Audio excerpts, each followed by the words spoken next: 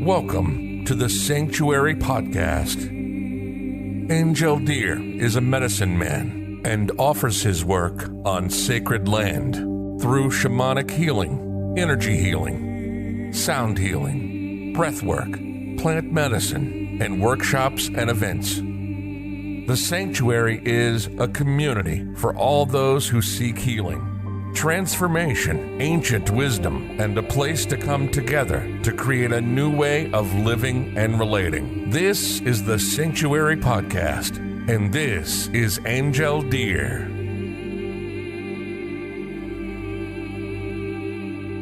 So hello everyone, and welcome to this beautiful gathering with Grandmother Threecrow. Good evening, Grandmother.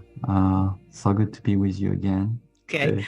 I'm happy to be here. Thank you so much. I'm so not technology stuff is like my big, issue. I hide a lot because I don't like the technology. So you pulled me out of my cave, I'm going to say. I'm glad I did that. I hope you're glad too. Well, I've learned to be glad to be pulled out of my cave over the years. It's not been easy, but I've learned to be okay. Yeah. Wonderful. So, we met many years ago, I think 4 or 5 years ago for the first time. We met again last year at Menla at this beautiful retreat where you came to speak. Yes. And I was really, really moved by your presentation, your talk, your wisdom, the way you approach the time we're in, and tonight we're going to talk about living in time of prophecy. And I'm going to ask you a few questions, and I'm sure you have many things to share.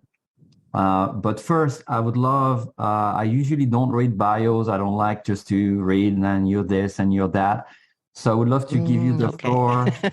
Okay. Just introduce yourself however you want. If you feel like you want to share a prayer, I want to give you the space. Yeah, thank you. Thank you so much. And I want to say hello to everyone who's joined us this evening. I'm really excited and I feel very honored to actually be able to come here and to share things. And I hope that something that I do share, I always say to people, take what sings to your heart spirit. It's like, so some people say, take, what you like and leave the rest. So I like to say that what something sings to your heart spirit, that's a good sign. And everything else, may not be significant for you in this moment. So it's good that this is recorded because you can listen again back maybe and see maybe there is something else. I don't know. There's a lot to I guess, to absorb and to understand. And I will say the word I use is understand because it's different than understand.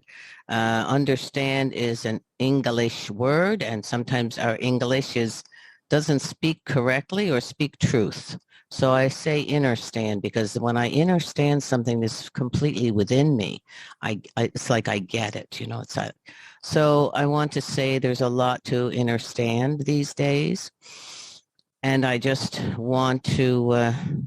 Yes, definitely. I want to speak to the universe. And so I say a lot about speaking to the universe because that's how I get my information.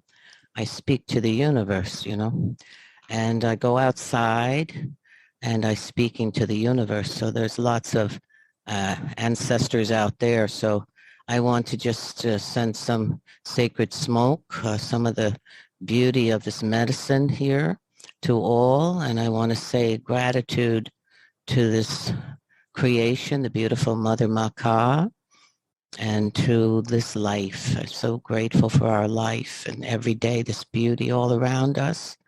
So I want to give thanks and gratitude to the four quarters of Tatuya, Topic, and Lena. Those are the four quarters. and the ancestors, the holy ones there, those we know of and those that we do not know, but that they are working and doing their sacred works to hold all things in harmony and balance.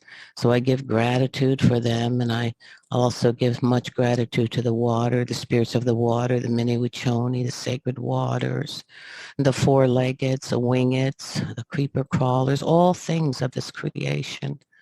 And especially to those, the Wakanja, the little people, and the fairy nation, and the green, the standing ones, the great forests, and I pray for their protections and harmony and balance, and for the Prajuta Wakan, the medicines that the Creator gave us.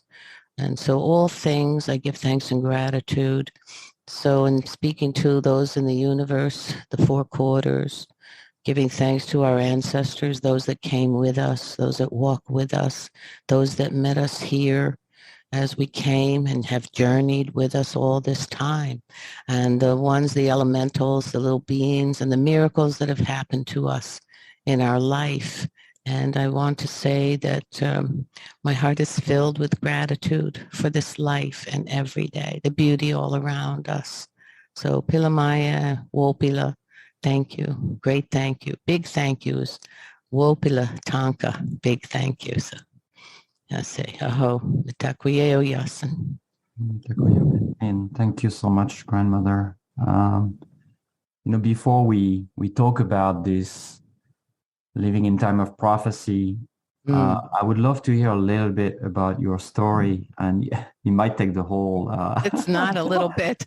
The whole time. That's the problem. But I would love to hear a little bit how you came to this way. Did you grow up in it? How did this came for you? Yeah. And because you're here today, we carry so much wisdom. But what brought you here? Maybe you can.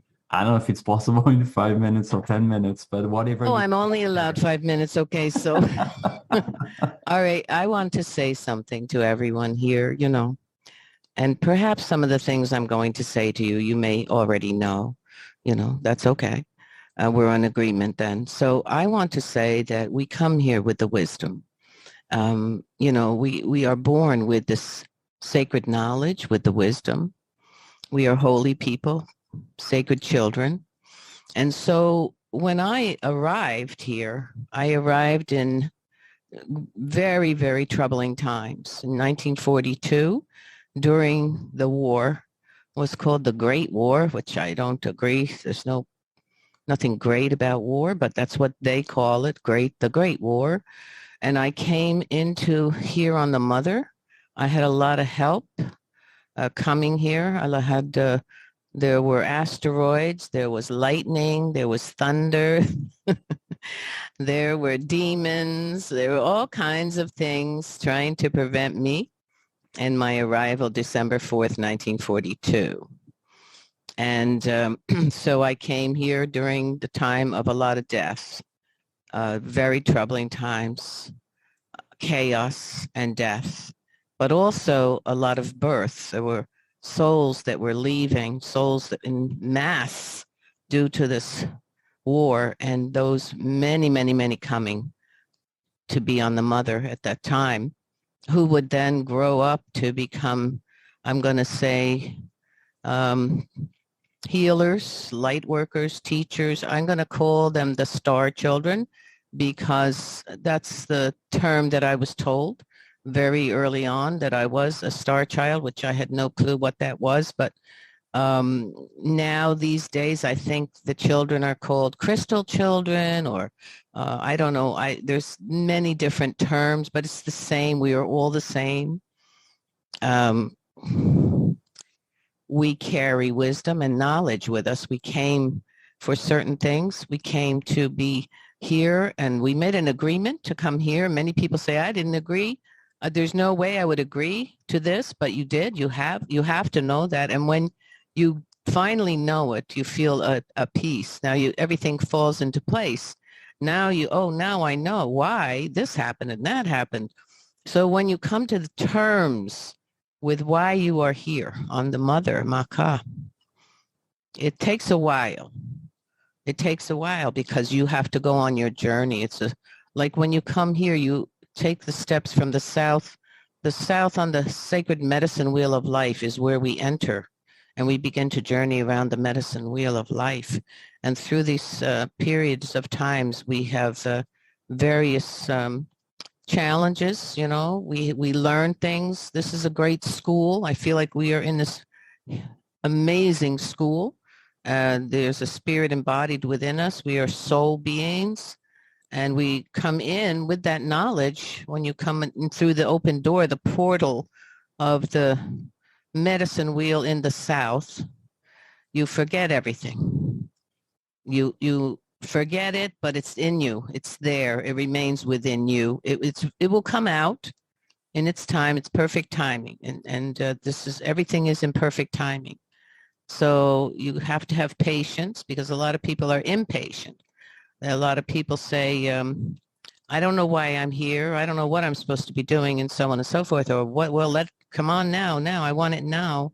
So I learned very early on that I didn't want to be here. It's like, I said, this can't be my place. I came in a very troubling time, and my father was in the war. And when he came home, I was 3 years old, and there was a stranger in the house who was depressed, very depressed, very, traumatized. And also he became an alcoholic. So I grew up in a very troubled home, and it didn't take long before I felt like this can't be my people. This can't be my place. And I would go outside. I guess I would be around 5 or 6 years old. I go out on the porch and I would, look up into the sky, and I would see the stars and the moon. And I would say, please come and get me and bring me home. I just want to go home. So that was my beginning, but then other things happened that were miraculous. The beings, I called them then the light beings, or the angels, guides, whatever you want to call them. See, I was born with a caul, C-A-U-L. I don't know if you all know what that is, but that's a veil across the face where the doctor removes it. And in the long ago, the people, in the old way, people knew that was a sign that this child, this infant, would become a visionary, a dreamer, had beautiful gifts, psychic abilities along those lines. And that's how I was born. So I had a lot of trouble very early on, because I saw things that nobody else saw. And I knew things that people didn't know, or they didn't want anybody to know. I had dreams and visions and prophecies. That's how I grew up. But my grandmother knew. She was also a visionary. And she's the Natchitoches Lenape Delaware heritage, of course, and Irish, so as well. So they all knew, my people knew, that I was born with the caul. But I was on my own, left on my own pretty much. There was no mentor except for my grandmother, Louise, and she died when I was 10. So she talked to me about the little people, because she knew they were around me a lot. She talked to me about the fairy nations. She would call in the spirits. She would levitate tables in the living room in the dark. That's how I grew up. Mm-hmm. And so it was a very troubling time. It took me a long while. And I want to say this, the journey that is the important thing. And you all have to go on your journey, because timing is everything. Timing is everything. So I wound up in my travels on the wheel of life, closed down after a time, shut down, and hiding these gifts, because I learned very early on that people fear these gifts, or they think you're crazy, and so I learned that I needed to hide these things to protect myself, So the things that we know and the gifts that were given to us, the wisdom and knowledge that we arrive here with, for reasons, in order to survive, we stuff them away, we hide them, but they're still there. They remain there. The wisdom is within you, and your purpose, reason for being here, everything is really there inside you. So I had to take my journey. I'm 79, and it's been a miraculous, awesome, shocking journey.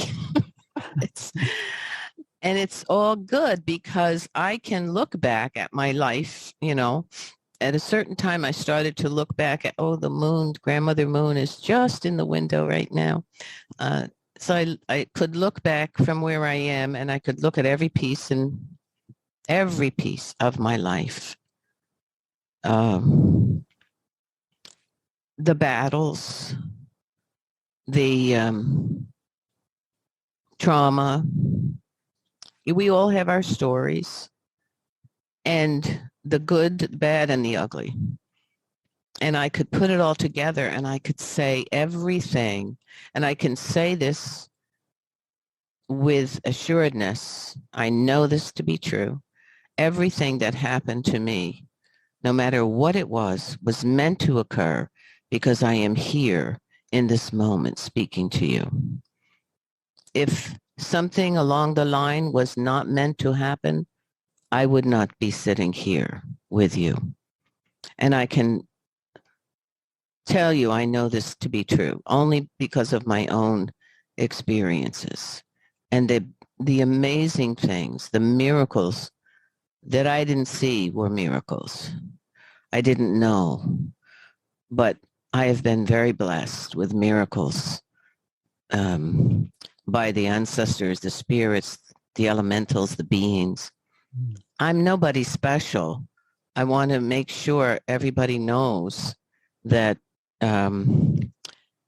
it took me a long time to love myself and accept myself. That was my biggest hurdle in life because, I learned much later that my doubt was planted inside me, was seeded inside of me by dysfunctional system.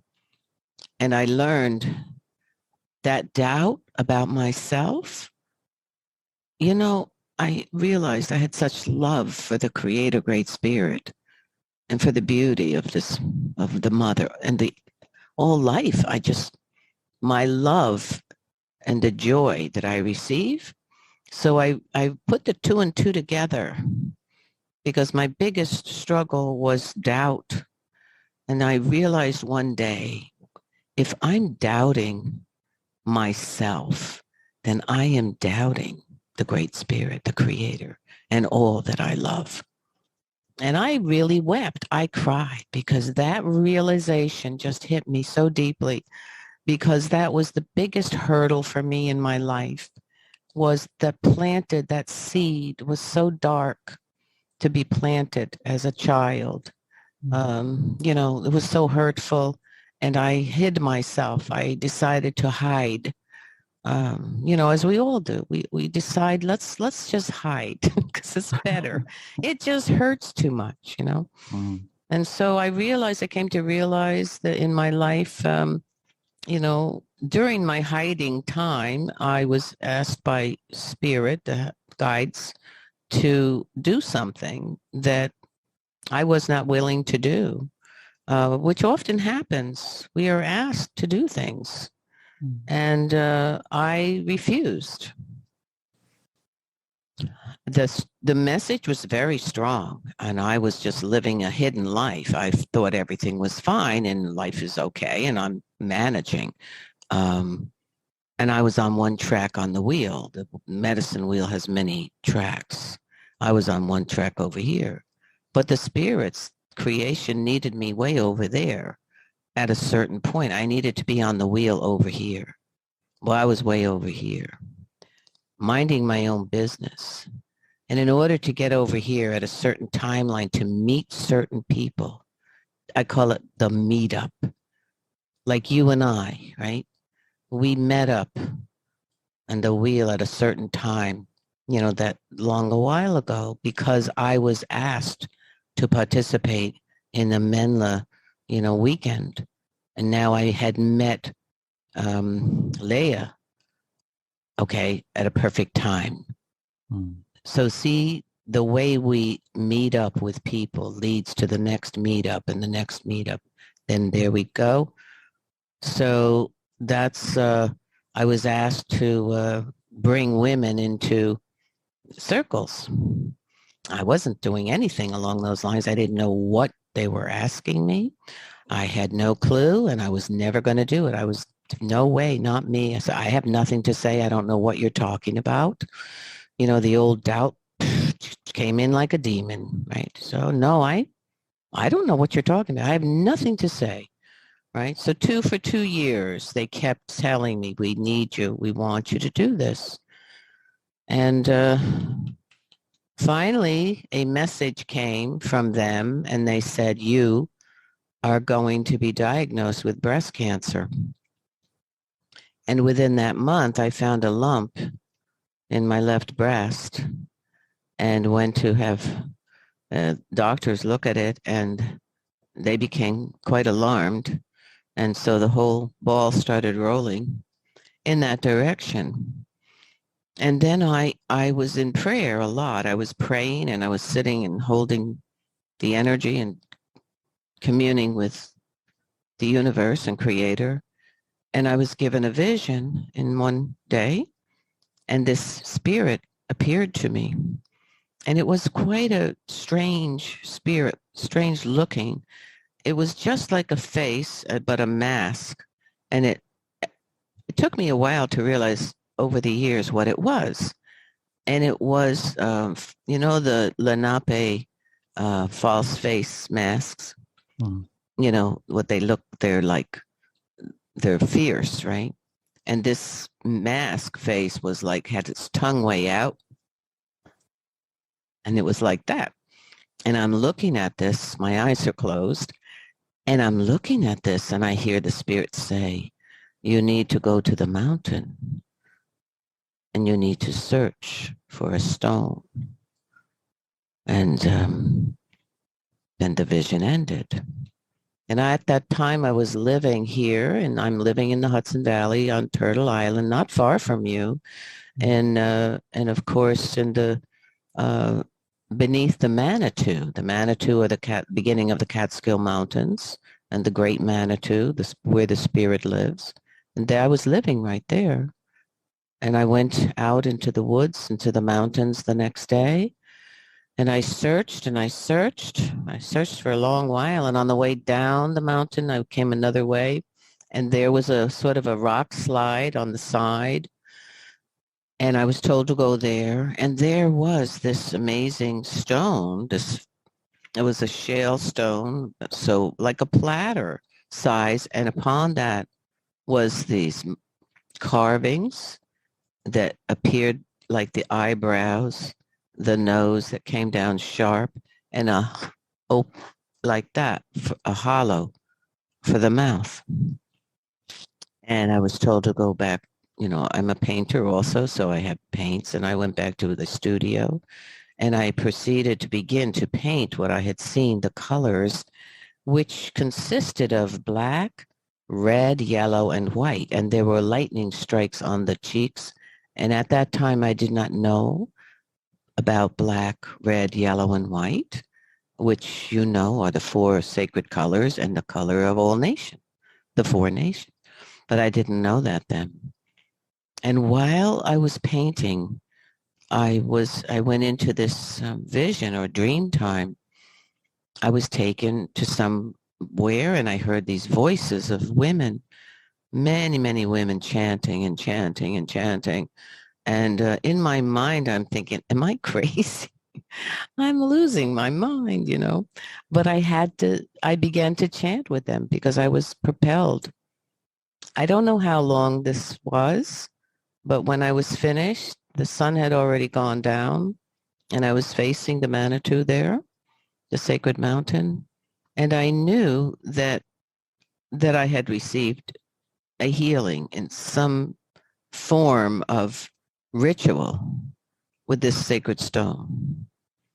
And at this time in my life, I am also the keeper of sacred stones. I work with stone people, sacred stone people. But during that time, sure, every once in a while I collected stones like everybody else, but I have relationship, you see. I want to talk to you about relationship because a relationship with the spirit is so key. Relationship with the elemental beings is so key for us in these times. This is where we have the power and the force of this sacred creation that helps us through these troubling times. Anyway, so that put me in a whole other direction. I began to put little signs up and asking women to come into circle. I was terrified. I didn't know what to say, what to do. And the spirit said, we will help you. We will guide you. And what this was about prophecy of the return of the sacred feminine, which we are in these times now. And I must say, it is for the women to do this particular work to help our brothers. So this is about the return of the sacred feminine and the sacred masculine. This is coming to our unity and sacredness and wholeness that has been corrupted and, assaulted and pretty much messed us up. Mm-hmm. And so that started my journey 360 degree on the medicine wheel. And over time, I met my teacher and relative, Wallace Black Elk, the holy man, Lakota man. And that was also guided by spirit.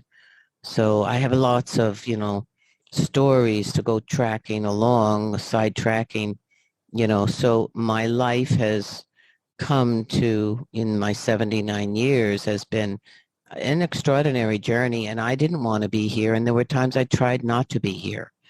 And that was very early on. I was very despairing, very lost. And that's also part of the journey. It's sort of like your vision quest. We're on a vision quest in life. And when you go on a vision quest on the mountain, for 4 days and 4 nights with no food or no water, and there you are in prayer before Tunkasha, the Great Spirit, and all the ancestors, it's a challenge. It's really hard. It's a big, big challenge. So we're in a life challenge right now. That's where we all are. But it's also extraordinary to be here if you know really what is going on. So that's a little bit about me, how I wound up here. I would have 20 more questions just on your life story, but that's all right. we are in those very challenging times. There's no secret that it is challenging, that there is a lot of crumbling of our systems, political, social, education, health, environment. And a lot of people in the world are feeling that hopelessness, that you mentioned, that you went through in your life. And thank you for sharing that vulnerability of what you went through. And I feel a lot of people are going through that. And in parallel to that, there's a lot of people that feels called to do something, but also feel kind of a little bit hopeless or helpless, right? Because the problem seems so gigantic. The other day I had a client that came and said, who am I? I'm nothing, right? I'm just this drop in the ocean, and I'm not going to change anything. So why does it even matter that I pray? Why does it even matter that I do rituals, that I follow my intuition? So can you talk a little bit about that? Obviously now you are an elder and you've seen the magic at work, right? You had proof that it's not an illusion, but you've made it work and you followed it, and you can look back. But for many people that are still searching, that are overwhelmed by what's going on, and also we are, I want to come to that. Also, we're extremely divided. There's a lot of polarities that are pulling us one way or another. Yes. How do we find enough inner resources to trust that wisdom to stop hiding, to talk about your own words, to not hide anymore, and to show up in the face of that big tsunami, right? That big wave that's coming. How do we do that?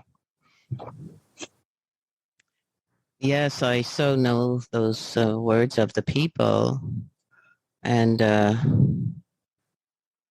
thing that comes to me is it took me, the sacred walk. It took me, as I say, you are on a journey, We have to take this journey. You came with the wisdom. You came with the knowledge. You have everything within you, deep within you, that you need to move forward and through these times. But what happened to you was, okay, sort of like a corruption, a disruption, a trial, errors, harm, trauma. This is what this life, this dimension is as a school. Okay, there's beauty, good, bad, ugly. There's opportunities. There's immeasurable opportunities and possibilities, and then there's that or those. And I've learned this, and I have to speak the truth. There is that and those that do not want your light to shine. Really, literally. I have to say, part of my life experiences as literally, I have battled demons. Really, literally. I'm not making this up. I've had extraordinary experiences with demons, and I was sent out deliberately into a group of people that wound up to be a cult that I didn't realize it at first, filled with demonic energy, to learn the truth and the facts about what we are really dealing with, And I was talking to someone who asked me a year or so ago how to remove demons. Her son is really suffering from energy attacks. And she was talking to me about it, and I was trying to help her. And I said, there are things that I could help with, but your son must be willing. He has to want this healing. He has to want to fight. And he wasn't willing. So I said, there's nothing I can do. I will pray. I will pray for him, of course. And I do believe in miracles because I have experienced and seen miracles. So I'm not saying he's never going to receive help. I'm just saying that this particular method or way or process, ritual ceremonies, he must be involved. He has to be willing. So I was talking to her, about that. And in my own experiences, realizing, because I have always felt and had an instinct that there is some dark stuff around, really. And so Creator said to me, well, you're going to have to know exactly what is really happening so that you can be in service. You're in a spiritual battle now. Maybe some of the listeners have heard this. We are in an extraordinary, monumental spiritual battle on this earth at this time. And that's prophecy. One of the prophecies is this timeline of this great shift and great awakening. And it's sort of like when you have control and you are the boss and you have control and everything that you have control over is high value for you. You do not want to let that go so easily. You're not going to give in so easily. So now we feel this push. Now we feel this rising in intensity of chaos and in, people's like going in the spinning and lost and screaming and hating. And this is where we are in this shift because we're leaving or meant to be leaving the fourth world or the fourth dimension. I call it the fourth world of chaos, and entering into the fifth world, 1,000 years of peace, which is a different frequency level. It's a dimension. So the school, the great school, the big challenge here, to become fully who we really are meant to be, really why we came. You have the knowledge within you. You know who you really truly are. You know why you came here. You got lost from that information. And now it's like, I don't know what I'm doing, or I have nothing to offer. That's indoctrination. That is not real. That is not true. That is indoctrination. Okay, that's mind control, indoctrination, and that is what we have been dealing with from the time we were little. We came into this system, okay, the system set up by the human mind. I'm talking not about the creation. Creation is Creator's creation. Great Spirit, the Mother's creation. We came into a system set in place by the human mind. Okay, so you have intrusions, you have people who really do sell their soul for money and greed.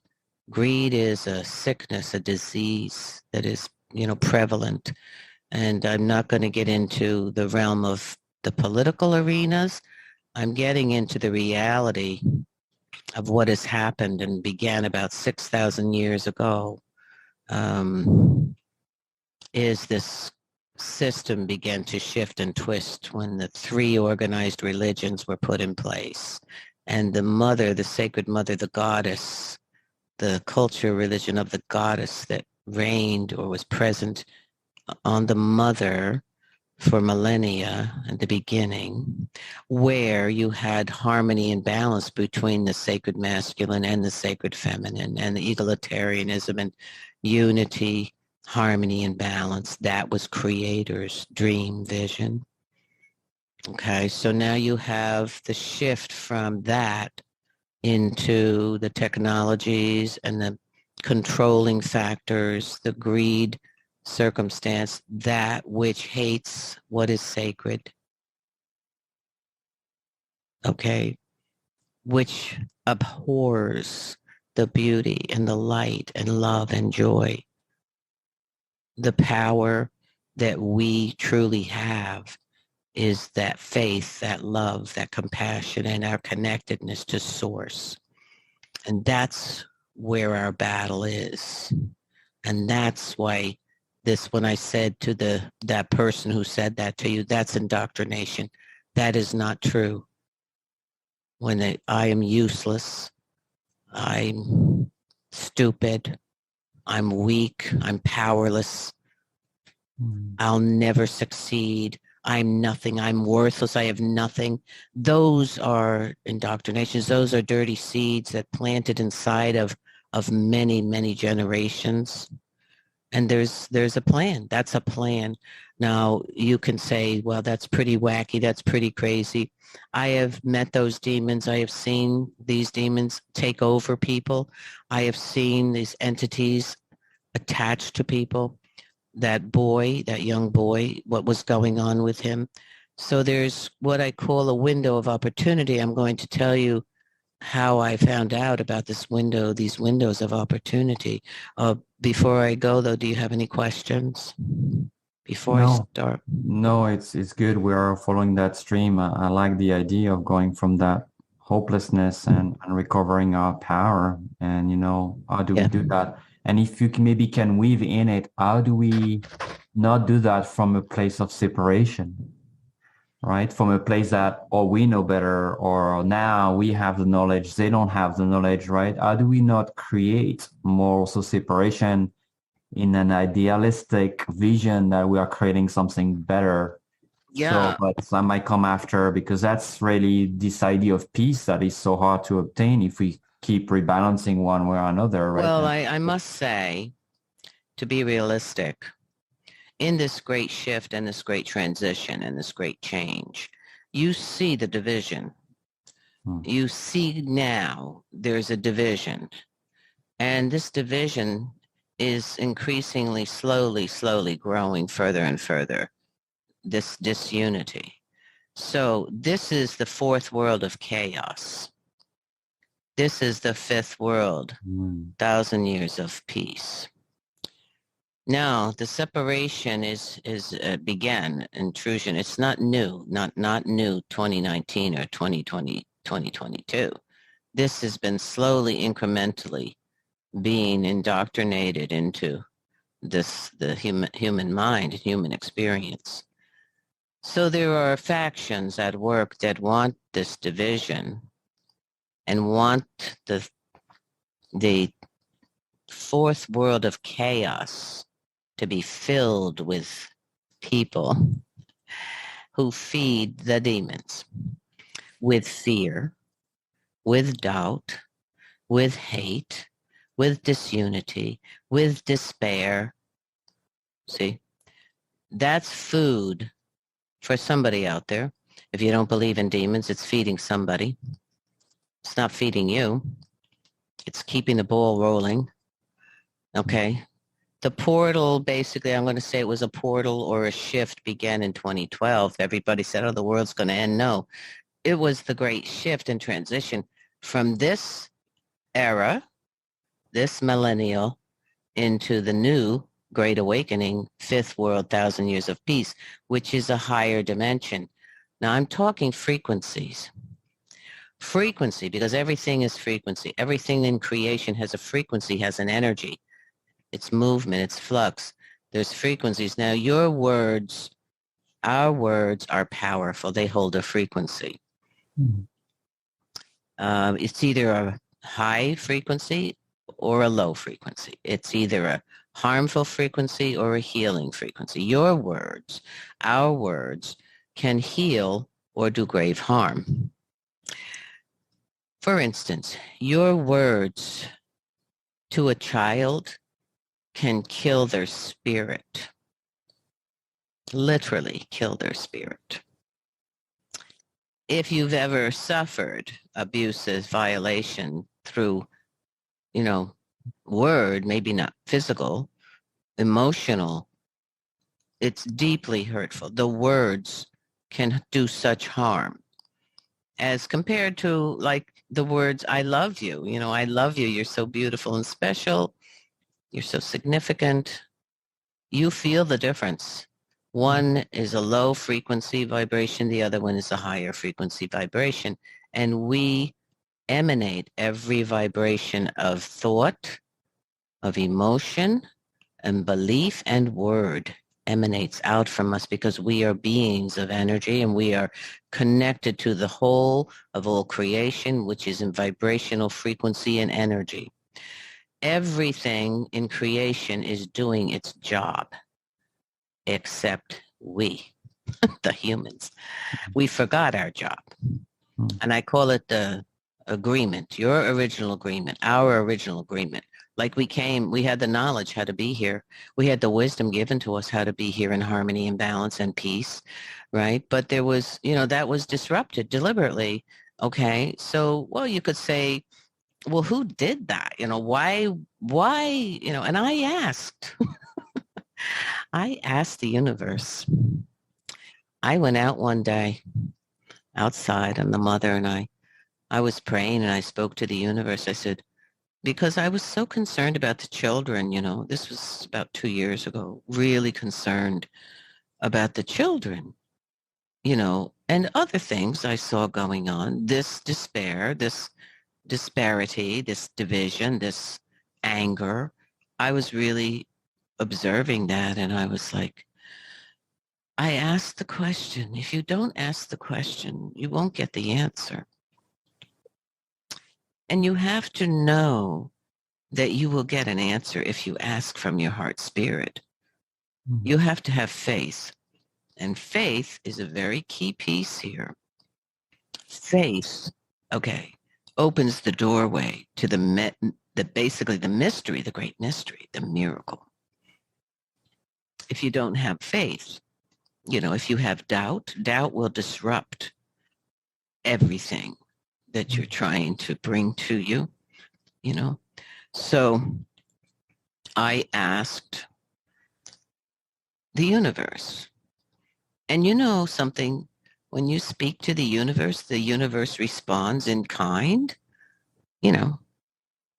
So if you are, for instance, doing affirmations or manifestations, and you say, I am healthy and in harmony and balance, my body is healed, my immune system is functioning beautifully and perfectly, you're speaking to the universe, and some cranky, messed up message that's stuck somewhere in your monkey mind says, that's crazy. Are you crazy? That's never going to happen. Oh, well, guess what happened?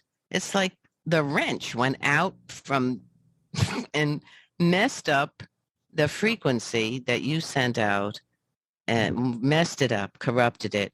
And now it got all wonky out there, and universe is saying, well, what's the message? What was that message? The ancestors are going, what did she say? What did she want? That's what happens, you see. That's the power that we have. It's like, so the word and your beliefs are very powerful. So I asked the universe, what is going on? What is happening? Why is this happening? This harm, this darkness, this, so I was identifying the things that I wanted answers for, because you have to be clear with the universe, that you can't be vague, because then they can't help you. So basically the answer was one word, and it was evil. Evil. So I'm thinking evil. And then more information came. It is an energy of evil that despises what is so beautiful. It's the energy of evil that needs like energy to exist. So that's what we're looking at when I say we're feeding the demons. When you are a hateful person, when you are judgmental, when you despise your own self or whatever, that energy feeds something. That's how powerful this is. Now, I don't want people to feel punished. Don't punish yourself. Don't feel guilty, because that's not helpful. Don't feel badly because you said some snarky things to somebody. Just change your behavior. Identify what you are doing. If you feel powerless, figure this out. You are so powerful. Your words are powerful.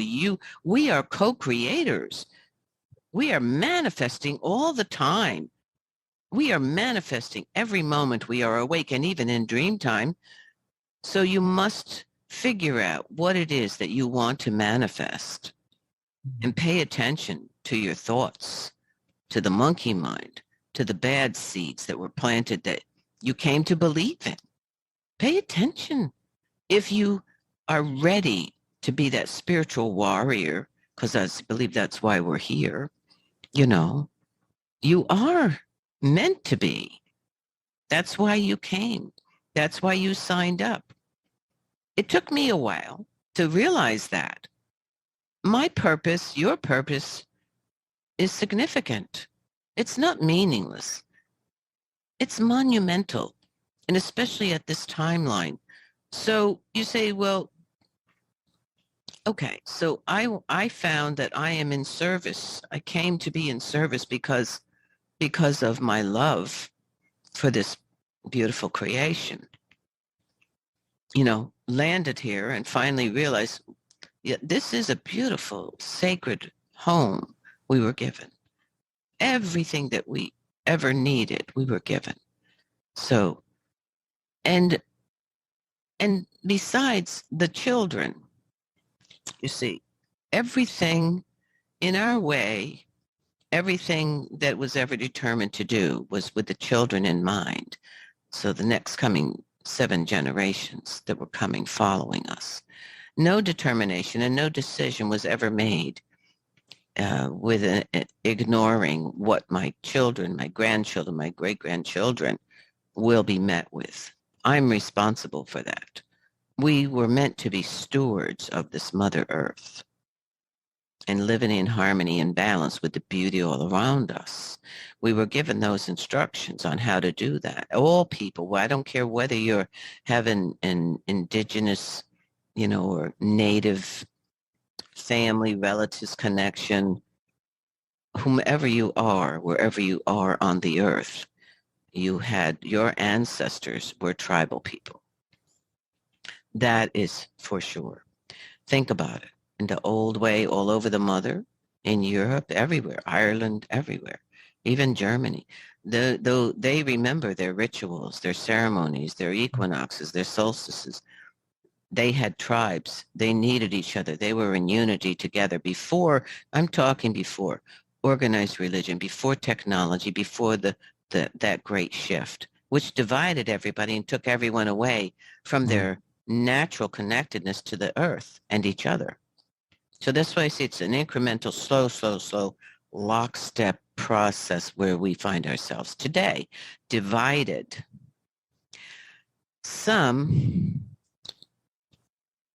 I had a conversation today with someone about this. The despair she was feeling about the separation of friends and loved ones in this time, how terrible it's been. People who she has known for many, many years because of her choices and her realizations of things that doesn't feel right to her heart spirit, and she's questioning it now. Her beliefs, she's changing her beliefs. She's changing her viewpoint about things.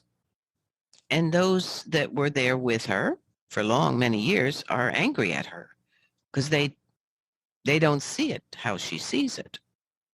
They see something different. They're stuck somewhere else, right? She's breaking free and moving into a different frequency, a different energy that has to do with love and compassion for all life, not just her party or her group or her religion. This is where the wholeness and the unity will come in, because in my way, as a carrier of the Chinunpa Wakan, the sacred pipe, I pray for all people, all nations. That's the responsibility that you have if you carry the sacred. You cannot say, oh, I carry this sacred pipe, the most powerful implement given to the people by the white buffalo calf woman, Pescawian. But I won't pray for that person over there because I don't like their politics or I don't like the way they behave. So I'm not going to pray for them. You are disrespectful and doing grave harm to make a choice like that. And there are many that are doing that. There are many who carry sacreds who are determining who is worthy of prayer and who is not worthy of prayer. And this is that dark seed that came planted into the system and divided people. It's division, deliberate division of people. They're good people. They're good people. This woman, okay, the people that she's now finding are hating her and deleting her and whatever. They're good people, but they've been divided deliberately. So I said to her, in regards to one of my sons, I could only give an example of my own life experiences. So one of my sons, he's in his 40s. He has 4 grandchildren, determined to do something that I had a different opinion about. I'm not going to identify what this is. You may figure it out or not. Doesn't matter. So in my knowledge and wisdom and also research, very deep research to know truth of things, I realized that the choice he was making about a specific circumstance was very harmful and damaging. It was not, I guess, what the information that came forth about this process was not true. Hmm. Regardless of what I said, regardless of the information that I gave him by experts and numerous persons who, disagreed with others, he believed others. And he basically was adamant that I knew nothing. I was ignorant of it. I didn't know anything. And he had made up his mind. So now I'm in this position that I can only pray. And I believe in miracles. I'm not going to be in despair. Oh, I could go there. I could go to hopelessness. But then I would be believing in the dark. Then I would be accepting that dark seed that wants me to believe and wants me to despair and wants me to give up. So that's a battle. That's a spiritual battle, you see.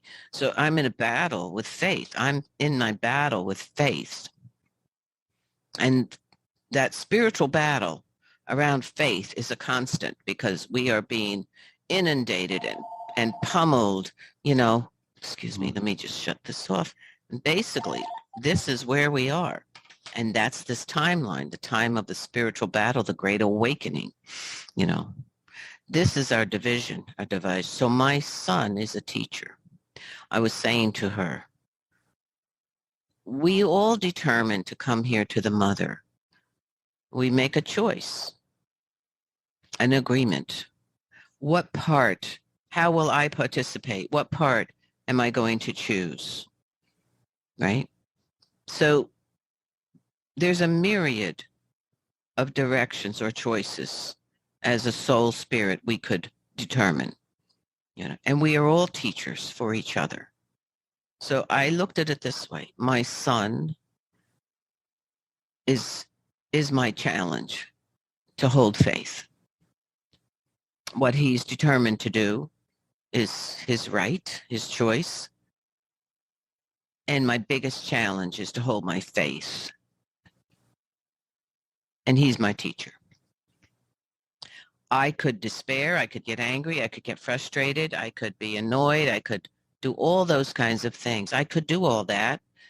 Okay, that would be appropriate for me to do if I'm going to feed the demons. And that's our fine line. There's our fine line where we are all walking this fine line. So it's between that, feeding the demons, or having faith, in faith and trust. And that's, I stand in faith and trust. And it's a big challenge. It's a huge challenge. It's a monster challenge sometimes because the demons, whatever you want to say, are pummeling us, hitting us every which way they possibly can because they know this is the time of the Great Awakening. And this is the time of the spiritual battle. And those of us who came here, we're participating in that. So when you say, so in 2016, I was awakened in the middle of the night. And Spirit said to me, Donald Trump will become president. 2 nights after that, Spirit woke me up and said, chaos, you will see chaos rising, and you will see people's behavior stun you and shock you. This is in 2016. After Trump was, voted as president, Spirit came to me and brought me to this very ancient room, there was wood, old carved wood. It was almost like a monastery, but it didn't feel that way, but it was like all these ancient carvings. And on the floor was an altar, and on the altar lay a chanumpa. It was not the chanumpa that I carry, but it was a chanumpa, a sacred pipe. And Spirit said, pray, I want you to pray for President Trump. And then he brought me to the wall, the farther wall, and opened up the wall. And outside, I saw fire. I saw things on fire, chaos, really destructive things going on. And then I woke up. 2 nights after that, Spirit brought me right to see Donald Trump, right to see his face. I was this close to his face. And Spirit said to me, look into his eyes. What do you see? And in my mind, I'm thinking, he's going to show me how evil this person. He's going to show me this bad, bad person. Spirit's going to show me. Then I'm looking in this man's eyes. And Spirit says in my ear, he said, what do you see? And I said, I see the light. I see the light. And I did. I saw the light and the beauty of this human being. You're listening to the Sanctuary Podcast with Angel Deer. While you're listening, browse the website at www.thesanctuaryheal.com. So that is why I pray for everyone. And everyone makes a determination as to what part they will play here in the mother, whether it's their training, whether it's a teaching, whatever the participation is. What do we learn? What can I learn about myself? So I could take sides, which many people have. I'm neutral. I'm not taking any sides. I'm neutral. I must maintain that neutrality because I pray for everyone, because I carry the sacred pipe for all people. I cannot take a side. That would be so damaging and disrespectful to this ancient way, the sacred way in the pipe. So it's a responsibility. But I'm not the only one that has a responsibility. You all have a responsibility too. That's why you're here. We're all responsible. Right? Aren't you responsible? Your thoughts are powerful. The choices we make are powerful. We are manifesting 24/7. We're manifesting. What are we manifesting? What is this new time, this new world, the great awakening? What's the purpose? What are you going to, what do you want? It's in your hands. It's in my hands. I want to be with you. I want to be connected, because when we are connected, consciously, we are so powerful, more powerful than you can ever imagine. And we are connected anyway, but you may not know it. You need to know how connected you really are to the greater whole through the whole of the web. You are so significant that your voice, your being here in this great web of life speaks to the whole universe. You're not alone. Your presence is speaking because you have thoughts and you have a heart and you speak. You have emotions. So you are manifesting either positively or negatively, either in harmony or out of balance. So you are so significant and you don't even know it. And when you're stuck in saying, I'm insignificant, I'm hopeless, I'm useless, that's what you're putting out. You're putting that out to everyone, all living creatures, all life, all creation, through the web, through the vibrational frequency the Creator gave us, that we are co-creators. We are part of. We're not separate. You're not alone. You're not alone, useless, hopeless, and helpless. You're not. I thought I was once. I chose that too. That's where I was. I'm hopeless. I'm useless. I'm not worth of anything. I don't even want to be here. That's that dirty, dark seed that we all got planted in our little child's little spirit, our little hearts when we were little. Yeah. We had we came here with faith, power, and hope, and we got sidetracked. We got sideswiped. Now it's the awakening, great awakening. Yeah. And like you say, right, we are sidetracked constantly, right? We constantly reinforce with the seeds. So what a powerful lesson you just gave, a teaching on spiritual warriorship. Thank you for that. I want to shift the gear a little bit, but I know it's part of the story, right? Is the prophecies of the Right. prophecy, the time we're in. Yeah. And can you tell us a little bit?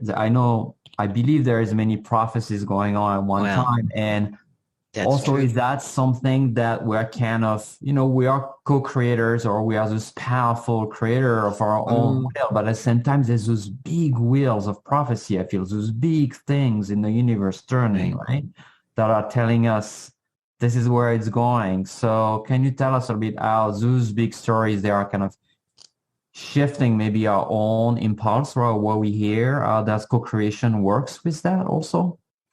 Yeah, well, I want to say, I've had arguments, not that I argue with people. I'm going to say a person would argue with me and I would have this perception and I would say, this is what I feel strongly is the truth. But this person is very strong in their belief and believing that we have to have an argument, and always says about me, we always argue. I said, no, we don't argue. I'm not arguing with you, but he's stuck. He has to be, I'm arguing with you or you're arguing with me. The belief about prophecy. Now, I said, and I truly feel this, think about it. Think about really. Prophecy is not written in stone. Just think of that. Why is prophecy given to certain people? Our people have elders who receive prophecies and so on. Other people, we have biblical prophecies. We have this prophecy, that prophecy, as you say. We have the Hopi prophecy. We have the Lakota prophecy. I have been prophecies given to me. Other people you may know have, But prophecy is not written in stone. It is to be given as warning, as showing us this may be coming down the pike. And what do you want to do about it? So what do we have? We have free will. How do we want to participate? Okay, so yes, prophecy is not written in stone, and we are part of manifesting the unfoldment of this creation and where we're moving toward in our life. So it's about choosing. This is the time we are told of choosing. There's two pathways always before us in life. Every once in a while on the journey around the wheel, you'll hit a choice, two choices, one pathway or the other. So you stand there and you say, well, which way should I go? What should I do? What should I choose? The problem with humanity, or humans say, well, if I go that way, it might be a mistake. So I don't want to go that way. But, well, if I go that way, that might be a mistake. So therefore, we do nothing. So we're just stuck, right? Mm-hmm. So, but we keep getting pushed. We keep getting called. We keep getting this sense we need movement. Life is calling us. Our journey needs to unfold. Spirit creator needs us in certain places. And sometimes we're pretty stubborn. Like, I could be really stubborn, and I call it the 2x4. If you are needed somewhere in life, in a meetup place that is so crucial, and you're stubborn and you're just hanging out and refusing, you will get hit by a 2x4. Spirit will finally say, how are we going to move them? We've got to get them over here because that person over there is, so let's just whack it. It's a 2x4, whether it's say, well, just give me a little more time. I need to be in two worlds, spiritual world and material world. And, just give me a little more time, and then I'll stop with the material world and I get fully on the track, 2 feet on this path. And Spirit says, no, we need you now. I said, no, I just need a little bit more money because I have a plan. So I have a plan. So no, Spirit says, no, now. I said, no, I'm sorry. I just give me a little bit more time. I have a plan. I need this money. Whatever. So guess what happened? This is a story of mine. Okay, I had a plan to escape. to land out in Taos, New Mexico, and I needed a little bit more money. I bought the land and I was going to build a little adobe house out there in this little community. I was going to just wander in the desert. I was going to paint. I was going to write. I was going to lay low, be out of life. I didn't want to be involved. And Spirit kept saying, no, you have to. 2 feet on the spiritual path, get off of that material path. You can't be divided 1 foot here, 1 foot there. It doesn't work. It just doesn't work. So I said, give me a little more time. I remember the conversation very well. So one night, I was driving home from work. I stopped at a red light, and this woman driving this pickup truck, a big pickup truck.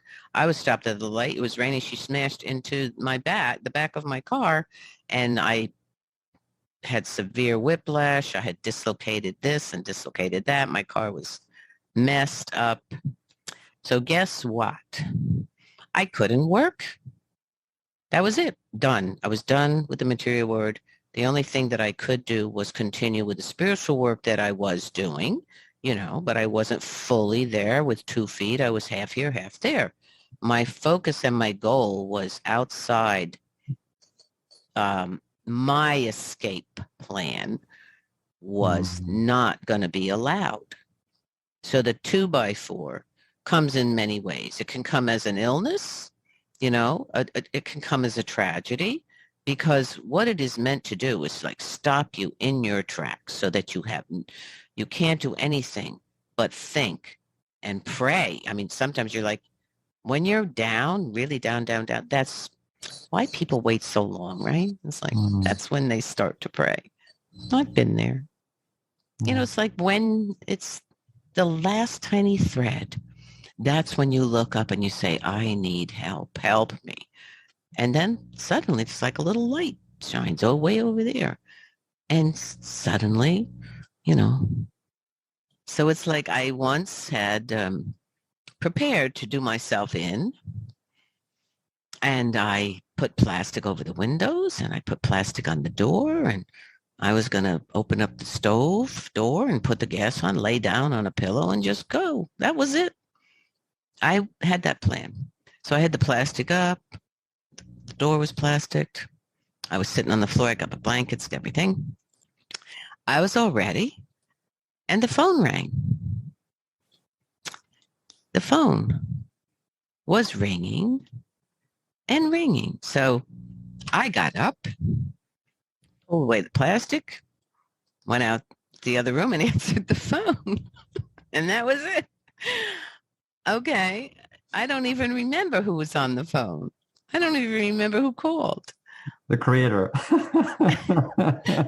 Yes, exactly. I know. Or some frustrated ancestor or spirit who said, oh my God, what are we going to do? So we are needed in this timeline. So otherwise you wouldn't be here. When people say, I don't know why I'm here. Well, you're here for a reason. You wouldn't be here if you weren't here for a reason. Now, what are you here for? You're not here to get a good CEO job. You're not here to get a big car, but you were told what you were here for when you were young. You were indoctrinated into why you're here and what you must aspire to and what you must become. But inside, you know the truth, and you're here for a purpose, because this is in a significant timeline in all of human history, where we are right now. Because, what is above, so below. So what's going on up there in the cosmos? What are the planets doing? What's the shift that's happening from, the one system to the great Aquarian age, right? Mm-hmm. Oh, what is the Aquarian age? What is the Aquarian age? It's the age of enlightenment. The age of love, right? Harmony, balance, love, right? Remember that musical? They were tuned in. And so we have this shift that is happening in the cosmos as well as on the mother. They're in sync with transition and shift. And this is our home. So we are needing to transition and shift as well. It's going to happen without your agreeing to or recognizing it Whether you're going to sign up or not, you are heading somewhere. And I think so. Purpose is, to me, I found out is, and I'm going to say this, and it may seem stupid or simplistic to you, but it is really about love, the power and frequency of love, because I'm talking love, meaning divine love. The love, not just, oh, I love you. I mean, really loving, really compassion, really loving, without expectation, without agenda, just loving, seeing a beautiful being, another being in front of you, a person as a beautiful being, a sacred being, a holy being, seeing yourself that way first. You must come to know yourself as sacred. If you don't, you're going to be fumbling and lost. How can you really function in the shift, the great shift into the awakening of the highest vibration of divine love, if you don't even know yourself, if you don't love yourself, So yeah. No, sorry, I don't want to interrupt you, but I feel, it's like it's hard to hold that vibration, right? Because of society, because of family, because of culture, because of so many things, right? And obviously we have, choice, right? We have the power of prayer, we have ritual ceremony, but could you share a little bit, maybe what is your advice? What can we do, right, to remember ourselves, to keep remembering and returning to that seed of love, right, and not getting lost? What are maybe the practices or the thing so we attend to this time of prophecy where we show up right now, today, not in a year or 20 years, or not just when we feel good, right? How do we do that, like on a daily basis, to get those magic powers out, right? To participate. Yeah, look, it's a work in progress. We're in a challenge. It's not an easy thing. And you have to know you're not going to be perfect at it. And you have to love yourself for not being perfect. It's okay. If you get frustrated or despair or start saying, I can't do this, I don't know how to do this, stop it. Stop that. And just say, it's all right, because I know that I'm unconditionally loved by Creator, Great Spirit. You see, I had to realize that because Creator created me, but I despised myself. I learned that was, I learned something was wrong with me. Okay, false information, the fake seed, the bad seed. Something was wrong with me. I was despicable. I was to be despised. I was revulsion. Whatever it was, I learned as a little person, probably around 3 or 4 years old. I had an episode, an event that occurred that planted the seed into me that I believed, because this was the only thing that I could figure out as a 3-year-old little mind. I believed I was vile. I believed I was despicable, that I, was really repulsing, and that I was unlovable, that there was something very wrong with me, and I couldn't figure it out, except that there's something vile about me because of my father. Not to pick on fathers, but my dad was not present. He was gone, he was physically present, but he couldn't love me.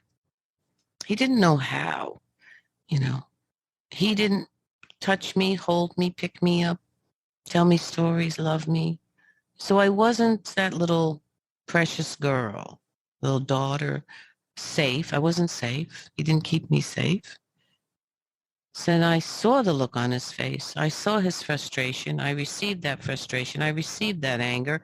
And in my own little mind, my limited ability, I had no worldly knowledge. I was only 3, 4. I thought it was me. There must be something wrong with me. Look at him. I observed him. And I felt.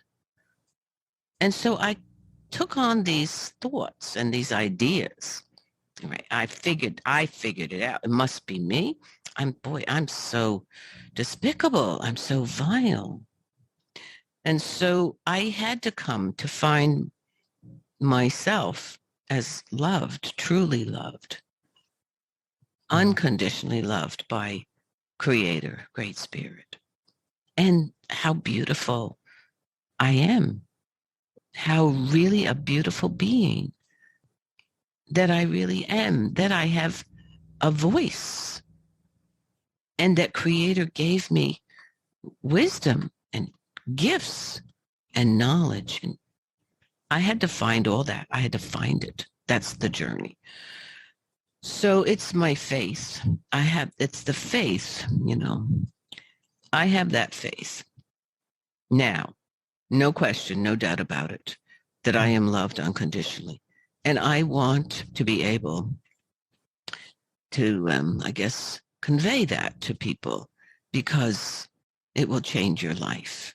And that's how it was meant to be, to know yourself as that sacred child, created from unconditional love. And you're perfect, exactly perfect the way you are.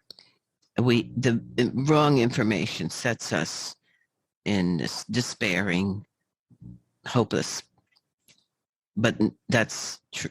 That's not true. That's false information. So for me, it is faith, and in prayer, constant prayer and communication. It's a relationship. You see, you make relationships with people. Well, guess what? You have to make relationships with the spirits, with Creator, with the Mother, with the elementals, with the beings, the holy ones, the hidden ones, the unseen ones. You have to make relationship with them. They are waiting for you to do that. They can't do it without your opening the door to them. You have to. This is about the relationship that is real and true and beautiful and powerful. So what's more important? So hunger and daydreaming, hunger and longing for a boyfriend or a partner, the perfect partner, or the mansion, or the good car, or the best car, or what's more important in this time being here? It's like, know yourself. Come to know yourself as sacred, and really know it, and really feel it, and be that. Don't be arrogant. I'm not arrogant about it. I'm humbled by it. I was in tears. I'm humbled by it, but it gave me peace.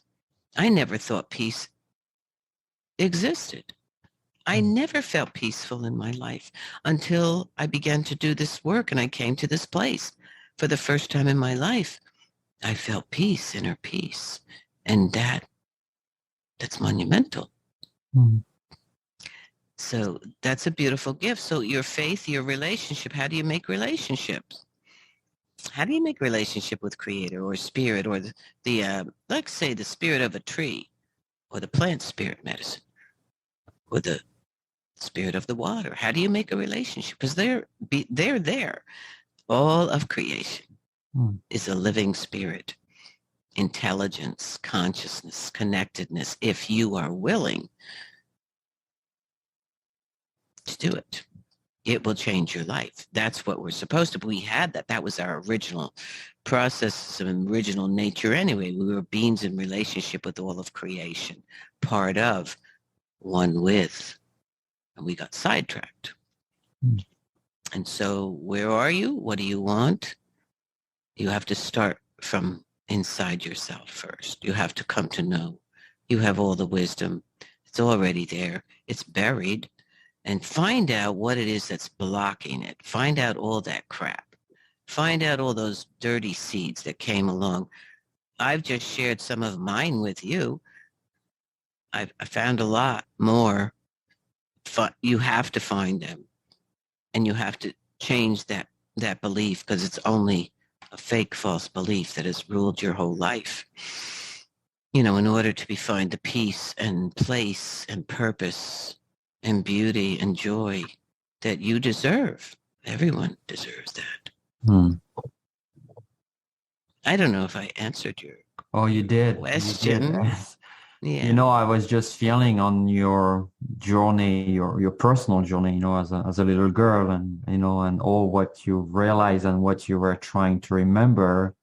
There's a big parallel with what humanity is trying to do, right? Humanity is in that dark place and very often not believing in itself, and creating more darkness, seeing darkness all everywhere, right? And trying to remember that it is sacred, right? We're trying to remember as human beings that we're sacred. Right. Sometimes people post, "Oh, we're just viruses on the earth," right? Where there's just so much despair, like we see we are useless, right? We've completely forgotten how special, not special, how unique we are, right? That we are also sacred, like the trees, like the waters.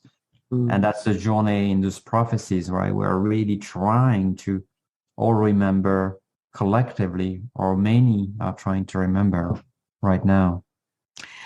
Yes, and there's a resistance on many levels. So if you, realize there's a resistance, number one, if you come to terms with, okay, there is a resistance, that's very real. The resistance or resistors does not want us, they do not want us to transition into our original creation, the original beauty and sacredness that we are. If you come to terms with there is a resistance active, working very hard to prevent you, if you come to terms with that, that's a good first step. And that tells you we are in a spiritual battle. Because that is really what it is. This is battle for your spirit, for your soul, for your joy, for you as a creator mother created you to be. And that's our spiritual battle. The spiritual battle is out there, but it's within us. It begins within us. Our confusion, our, the seeds that are dark, that are hurtful, that keep replaying, owning us, controlling us. So the spiritual battle means that you are in battle, basically, to identify yourself as sacred. That's number one. Because what is adverse to that is all the dark, nasty things that you hear against that. You're nothing. You're despicable. You're unlovable. You're whatever. Those are fake. That's all fake, but powerful. Those are powerful things because you received them when you were young. You were like a sponge. A sponge take everything in. You believed everything and you fought it. But after a time, how can you fight this monster? You give in and you say, in order to survive, I will comply. We all complied. We hid everything of the truth. Some of us rebelled and we got in trouble. We rebelled. I know who I am. I'm going to speak my truth. And what happened to you? What happened to you? Then you said, well, I can't endure that anymore. I must find a way to survive. So I'll comply. But when you do that, you begin to forget. You begin to take on what is fake and false, and you forget your own truth. But it's there within you. Your light is still there within you, the beauty. And that's the spirit. So that's our spiritual battle. And then we go out into the bigger battle, which is, that's where we are. So you must start within yourself. So you're in preparation because this battle is big. We're in a big battle. So, but it's the transition, and So the fifth world, the shift into the higher dimension of the fifth world, 1,000 years of peace. Think about the frequency of peace. Think of that frequency. Think of the frequency of unconditional love. Think of the frequency of joy. Those are frequencies, okay, on a higher dimensional level. Think of the frequency of anger, hate, despair, violence, all the negatives. Those are in that fourth dimension, earth-bound experience of this big school that we've been involved in for millennia. And I want to call it, I don't know if you've ever researched or looked at this. There are really ancient religions or wisdoms from ancient cultures that go back further than 6,000 years. Okay. And one of them is the yugas, about the yugas, the Hindu religion and the different yugas. Now, it's very, very fascinating. And it's, really, it's like I'm looking at this. I've been looking at this for quite a while now. And I'm thinking that we are in what is called the Kali Yuga. There are different yugas. The Kali Yuga is the Dark Age. And I was thinking about that. So you think, if I asked you, what do you know about the Dark Ages, right? What would you say? Right? You describe it how we were told to describe it, correct? Yeah. If you look up the Kali Yuga and you ask and Google, look up what are the signs? What describes the Kali Yuga, the Dark Age? You will be so surprised. You will be so surprised. It brought me to say, we have been in this Dark Age for 6,000 years, and we didn't even know it. But if you look at the signs and what is happening during the Dark Age, there's war, violence, pestilence, disunity, corruption, greed, murder, various other things along those lines. The main one is disconnect from God. The disconnection from spirit, that's a great loss. And that's what a suffering is happening, because the spirit is within you and you are part of and one with the Creator, Great Spirit. So some people say, well, we're star dust or star particles, and in a way that's true, Oh, what some question. Anyway, now I look at it this way. I'm not the only one, by the way, that believes that the Creator is the mother, is a feminine. I'm not the only one. The Hopi and also the Kogi, the people in the Sierra Nevada de Santa Marta, the holy people there who have uncorrupted from Western influence for 500 plus years. But it makes sense to me, right? Okay, so let's say that knowledge has been usurped and buried. And so something came in and took over that, right? Which is a patriarchal God. And not to get into it a lot, but if you know the history, basically, of, what really happened, what occurred when that took place, when you have that intrusion, what happened to the sacred feminine, the mother, the goddess? What happened to the sacred masculine, the unity, the balance and the harmony, and the connectedness to the Mother Earth and creation, and the knowledge of spirit in everything? That was, assaulted and, taken away from us. So the spirit that we are, a journeyer, we're all journeyers. We journeyed this time to this timeline, to participate. And it's been a challenge because, as I said before, that which despises what is sacred is at work. And when you aspire to be a light worker, or when you're following guidance, when you've been gifted and guided and you found your place and your way and you're working toward that, and you say to Creator, to the universe, I am going to be in service. I wish to help people. I want to help people heal. I've been given this gift and I want to honor it. I'm here to help people. I'm, a light worker, a healer, whatever it is. You are the first one that's going to be attacked.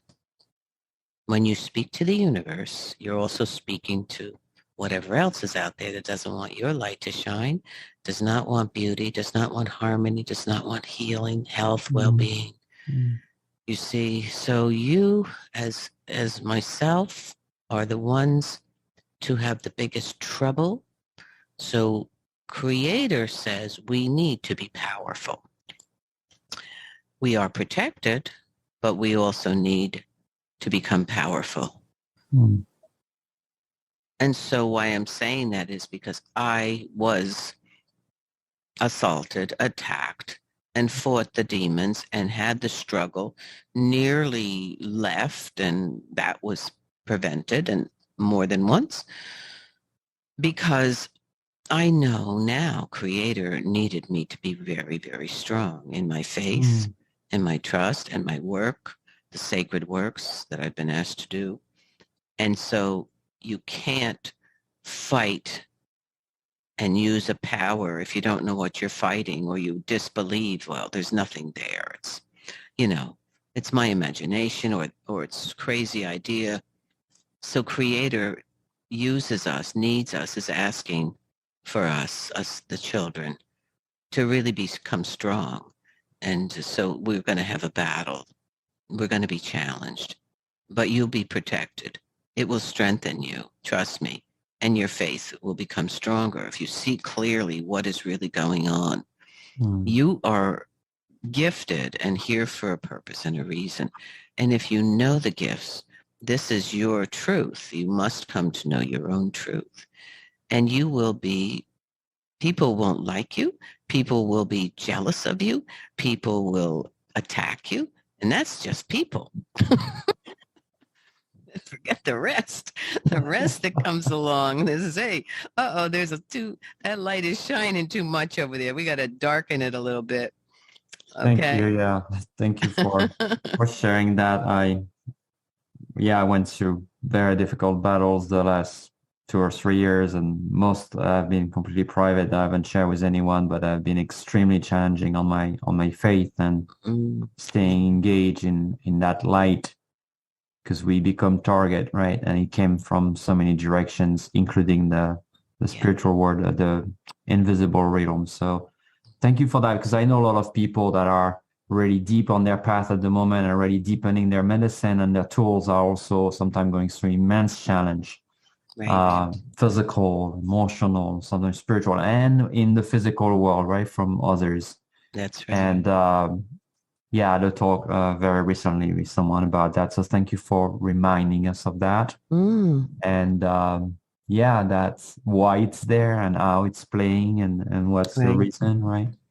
It's like what's happening now is it's coming at us from the least expected places. So I'd say they've upped the ante on us.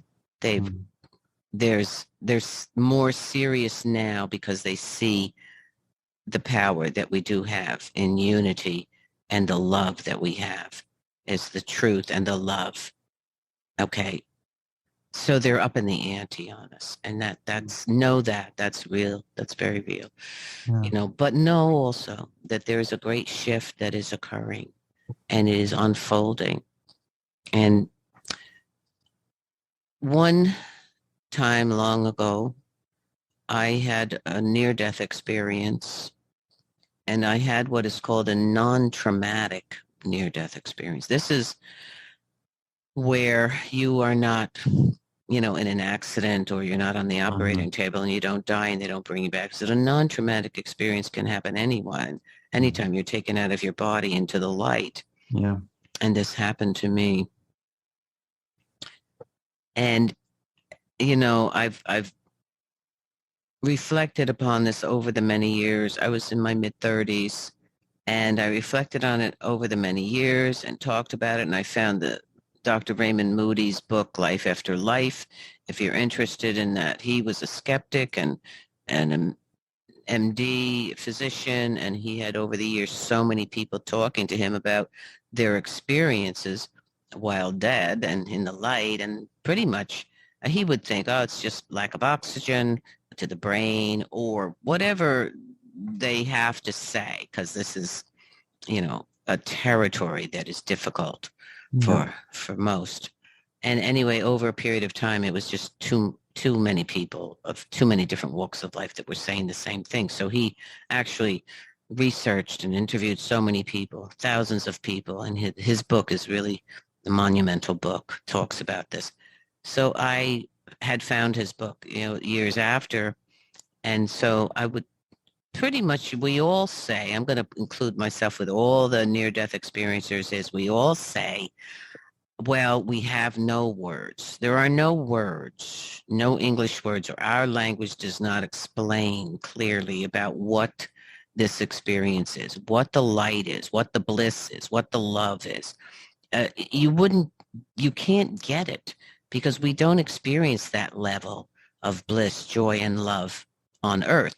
We do experience love and we do experience joy and bliss, but it's nothing compared to when you're in the light. Okay. So I was driving a car with my two sons in the car, and I was then out of my body in this extraordinary experience. And, not to go through the whole thing, but when I had to come back, when I was told I had to come back, I felt such overwhelming resistance and terror. I did not want to come back here. Now, this was interesting. I found out many years thinking about this because people talk about what was there, what it was like, what the beauty was, what the joy was, what the everything, but they don't talk about what was not there, which I started to say, wait a second, what was missing? What was missing? Well, guess what was missing? There was no connection to earth. There was no awareness at all. There was no ego, no fear, no doubt, no sorrow, no grief, no memory, nothing, nada, finished, nothing. The only thing there was this, and I know these words just aren't going to do it, but it was the most profound, beautiful joy and love I ever in my whole life. And you know what I realized? That's home. That is home. And that is our spirit. I was the conscious spirit. My physical self was still driving the car. My kids were in the car. When I came back into my body, a few more whatever down the road, turned into the driveway, stopped the car. My kids got out, didn't know nothing, and I just sat there weeping and weeping and weeping. Weeping because of, it's like just the miraculous, just, I don't even know. But it really helped me to understand this sacred, the spirit soul that is embodied within me, how that very real, and that's who we really truly are. And I have assisted souls departing also. I have done that in the ethers, in the realms. That's one of the things that Creator has me do occasionally. Where there's trauma, where there's a trauma death, that's a different kind of experience. And it's really, it's one of those things that you say, well, I didn't want to sign up for it. Really, but that's what Creator asked me to do. And it's not, it's not devastating because you're in your conscious, the spirit, your spirit, so you understand this soul within this human being is getting ready to transition, and you're there to assist and help, you see. Thank you. Thank you for that, and it's a beautiful way. We're arriving to the end of our time together, and I have a million questions at the same time. I'm voiceless, so I'm going to just reflect and let it sit. I want to thank you and thank everyone here, but I want to give you the last time, the last moment, the last word. So you can go for as long as you want, but we will end when you end. So you'll be closing this. You don't want to give permission to me like that. You don't want to do that. So maybe I'll jump again, but it's all right. I want to thank you first, like a lot, and it's been a really wonderful time, and I'm sure people enjoy it a lot. I hope so. Yes. But yeah, if you want, whatever you want to share that maybe you feel you wanted to share tonight, or maybe you just want to do a prayer or close the space differently. But let me feel and see if there's anything, a piece or something that that Creator wishes to bring forward. I guess I've learned, it took me a while to learn really how to love. I was on an island. We put ourselves on this island for safety when we're really young, and we're inauthentic. We go through life inauthentic, disconnected. And I found that out. Through this process, through the life, the journey, the way Spirit put me through these healing processes and guidance and various things, I found out that I had disconnected my feelings very early on. I call it the feeling wires. I guess in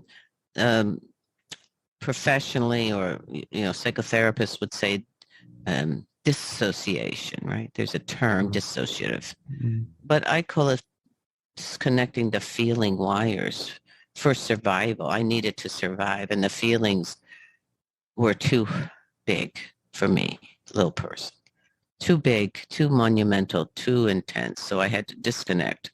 So in order to survive, I disconnected my feeling wires. So that sets you out as a person and growing up to be an adult without really connected to any feelings at all.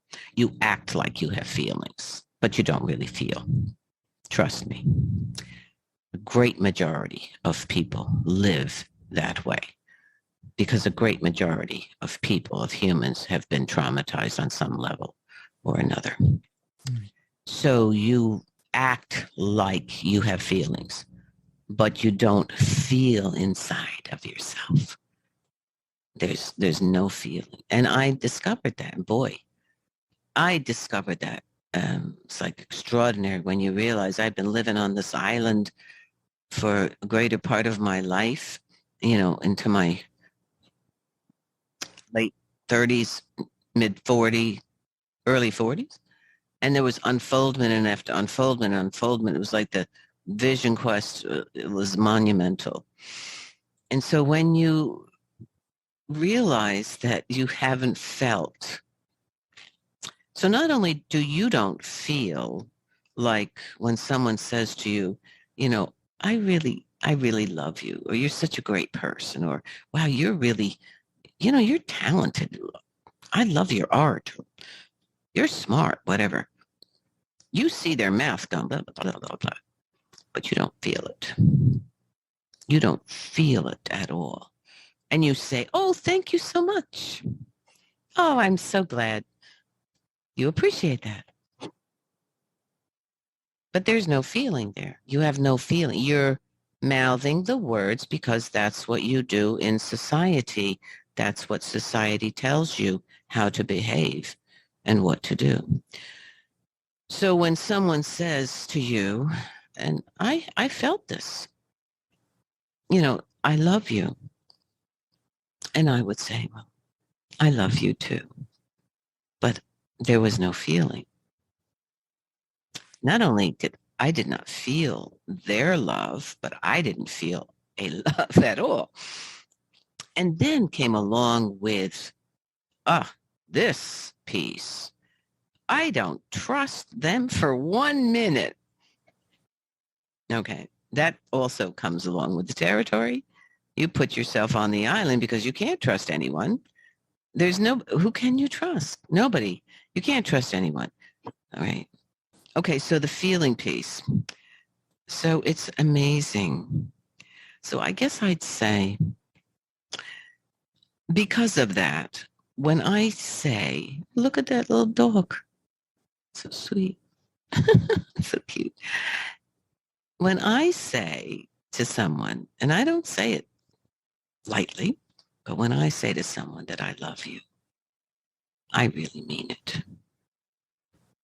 I really, really mean it.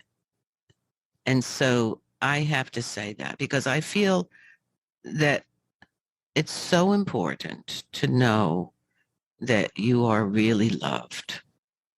All you people listening and out along the ethers and the web, I'm sending that message because that's a good medicine, man. That is a good medicine. And I want you to know that, And I feel like I could weep because of how important it is, And how for so long I couldn't feel that. I couldn't feel love or feel loved, So it's the place where I came to know Creator, Mother, Father loves me so unconditionally. That was the main piece, So I am able to say, really, that I love you. And I give you that medicine because that's really good medicine. Very good medicine. So I think, I want you to know that. So I want you to be able to feel it. I don't know if you're on an island or not. It's okay if you are. You just have to know, wait, I'm on an island. I chose to be on this island. Heck, I don't want to be here. Let me be fierce. Let me be the warrior. It takes you to be willing to be vulnerable. And a warrior must be that. A spiritual warrior. So it's like, I guess I'd say it doesn't matter if you feel that love from me. I want you to feel the love from Creator who created you, that most divine sacred love, because that's very real, And I really, truly, if anything, that's what my heart is filled with for everyone. Because I've been on the other side when, you don't feel love and you can't love, but mostly it's a terrible place when you don't feel loved and you're hiding. So, that's what I would leave you all with. See? Thank you so much. Yes. So, and always, because I write a lot on Facebook, because, the ancestors, the ones who help me, who guide me, they give me really amazing things. So I write them on Facebook. And I feel very blessed, to be able to bring some of these things there, because that's the way for me to reach people and the way for spirit to hopefully touch others. And so, and I always say, it's not me. I'm just the vessel, like you know what I mean. Yeah. So you have to get out of the way in order to allow spirit to move through you as a hollow bone. That's the way of the healer. That's the way of the teacher. So that's one thing we're working on a lot, is to be in that, because the spirits and the ancestors are really looking for hollow bones to work through, so they're asking us to be that, to be healed, to know that we are significant and to know that we are loved. You have to get out of your way in order for them, right, to come through. So I always say it's not me, because I don't know half the time what I'm saying, so it's true. Sometimes after I do a talk or a ceremony and spirit speaking through, I'd have to say to my firekeeper, so what did I say? What was I talking about? That's true. Well, thank you so much. And we'll have a recording if you want to listen again to what you said. Yeah, maybe that would be good. I don't know. I suppose. Yeah. Thank you so much, Grandmother Threecrow. It was such a pleasure to be with you again. And you don't even know the story of how my name Threecrow came to me, or my other name. No, we'll have to invite you next time, I think. We'll have to bring you back. Yeah, Tunka Hotawi, and my Lakota name is Greystone Woman. That's a story. And also the Three Crows, I'll just give you I saved the lives of 3 crows in the most unusual circumstance ever. But anyway, to be continued. I'd love to come and talk again and Everybody share. will stay on their stuffs a little bit, and we'll bring you back. Much blessing to thank you so much, everyone. Your daughter and to your family. Yeah. And I'll come visit your land soon. Yes, we're not that excited, far. And thank you everyone for joining or thank listening. You, everyone. What a blessing! Thank you so much. Thank you. Good evening, everyone. You've been listening to the Sanctuary Podcast. Thank you so much for listening. Remember, we're a source of talks about spirituality, personal transformation, energy healing, shamanism, and earth-based practices. For more, visit thesanctuaryheal.com. On the website, you can find out about our events, our retreats, healing offering, our spiritual blog, and you can also register for the newsletter. Again, visit thesanctuaryheal.com. Till next time, this is the Sanctuary Podcast, and Angel Deer signing off.